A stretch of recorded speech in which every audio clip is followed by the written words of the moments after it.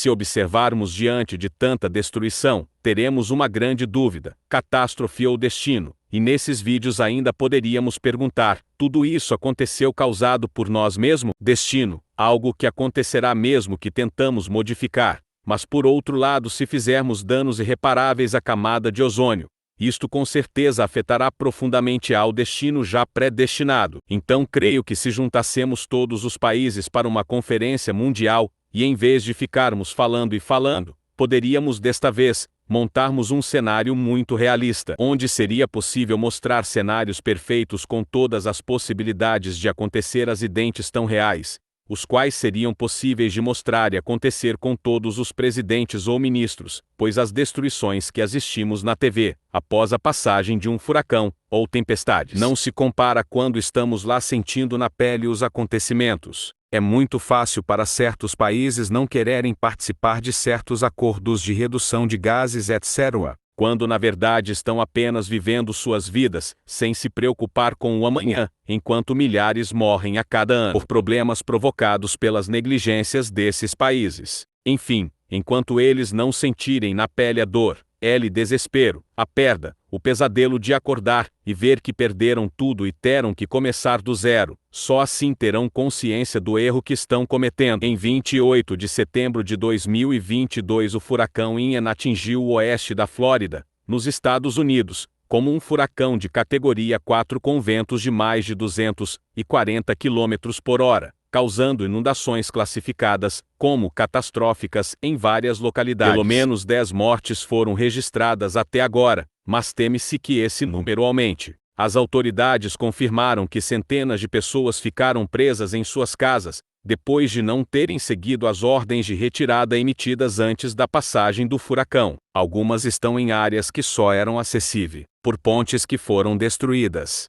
O Ian também provocou inundações históricas e danos graves no centro da península. A tempestade causou uma onda ciclônica de vários metros de altura que inundou grandes áreas do sudoeste da Flórida, arrasando cidades como Fort Myers e Naples em áreas próximas à costa. Este pode ser o furacão mais mortífero da história da Flórida, disse o presidente americano, Joe Biden, ao fazer uma primeira avaliação do desastre na sede da Agência Federal de Gerenciamento de Emergências FEMA, na sigla em inglês. Antes de passar pela Flórida, o furacão Ian atingiu com força o oeste de Cuba, causando sérios danos na província de Pinar del Rio. A tempestade Ian começou a perder força em sua passagem pelo sudeste dos Estados Unidos, após causar inundações na Carolina do Sul e devastar boa parte da Flórida. Segundo autoridades deste estado, já foram contabilizados 23 mortos. Cerca de 10 mil pessoas desabrigadas ou em locais sem energia, disse Kevin Guthrie, diretor da Divisão de Gerenciamento de Emergências da Flórida. A velocidade dos ventos caiu para cerca de 50 km por hora, em sua passagem pela Carolina do Norte, informou o Centro de Monitoramento. Enchentes limitadas, urbanas e de pequenos córregos são possíveis nos Apalaches Centrais e no sul do Atlântico Médio neste fim de semana, com pequenos transbordamentos de rios esperados nas Carolinas costeiras, diz o centro. Além dos estados Carolina do Sul e do Norte, a Flórida também teve varredura massiva da destruição causada pelo furacão, que já é considerado uma das tempestades mais poderosas a atingir o continente americano, causando dezenas de bilhões de dólares em danos. Imagens da Administração Nacional Oceânica e Atmosférica mostraram que várias casas de praia e a instalação de um hotel que margeavam a costa da ilha Sanibel, na Flórida, foram varridos pela tempestade. Embora a maioria das casas ainda estivesse de pé, elas pareciam ter o telhado e outras estruturas danificados. O presidente dos Estados Unidos da América, Joe Biden, pediu aos cidadãos que não ignorem os alertas das autoridades locais. Na Carolina do Sul, por exemplo, há a orientação de evitar a circulação por estradas alagadas. É uma tempestade perigosa, que trará ventos fortes e muita água, mas o mais perigoso será o erro humano. Sejam inteligentes, tomem boas decisões, verifiquem como estão seus amigos e familiares, e se mantenham a salvo, disse o governador Henry McMaster, por meio de seu perfil no Twitter. Cerca de 575 mil famílias e empresas ficaram sem energia elétrica à noite na Carolina do Sul, Carolina do Norte e Virgínia, segundo o site Perotagem. Na Flórida, mais de 1,4 milhão de consumidores permaneciam sem energia elétrica 2 dias depois da passagem de Ian. A tempestade atingiu a costa do Golfo da Flórida, transformando cidades litorâneas em áreas de desastre.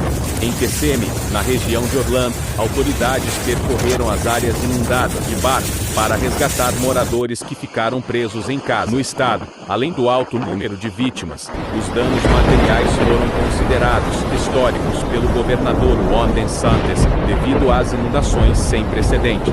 Os dados sobre mortos e desaparecidos e os custos de reparo permanecem incertos. Kevin Guthrie, diretor da Divisão de Gerenciamento de Emergências do estado, disse que houve relatos de mais de 20 mortes, enfatizando que algumas delas permanecem não confirmadas. Cerca de 10 mil pessoas estavam desaparecidas, afirmou, mas muitas delas, provavelmente, estariam em abrigos ou em locais sem energia. As seguradoras se preparam para um impacto entre 28 bilhões de dólares dos Estados Unidos e 47 bilhões de dólares dos Estados Unidos, o que faria de Ian a tempestade mais custosa da Flórida desde o furacão Andrew em 1992, de acordo com a empresa americana de dados e análise de propriedades Corelogy. A área turística e comercial de Fort Myers sofreu graves inundações. Olá, você que já tem sua opinião formada, se inscreva, clique no sininho e deixe seu comentário para que o YouTube veja que somos um canal que faz a diferença. Obrigado, que Deus abençoe vocês.